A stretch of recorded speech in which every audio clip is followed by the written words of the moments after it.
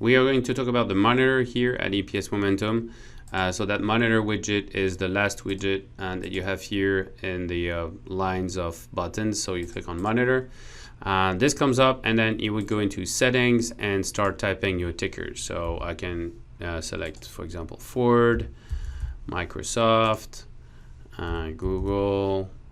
I just type the tickers one after the other. What I can do as well is select my filters, my columns. So earning momentum, timing momentum. I want to look at, let's say, the revision change since the beginning of the quarter. I want to talk about, or at least see the dark short signals. I want to see the earning per share growth since last year on a quarterly basis. And I click on close. And then I can get all my values here very quickly.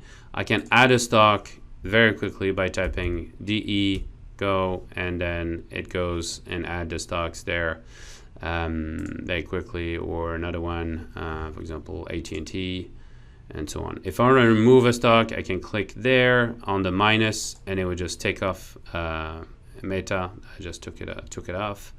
And if I want to click on a stock, I just click on it and it refreshes the page. So Google, Ford, AT&T, Deere. So it goes very quickly and refreshes everything.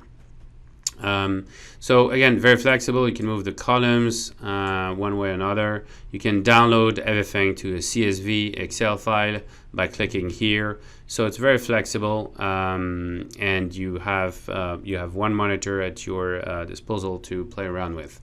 So very useful tool to keep track of your little watch list.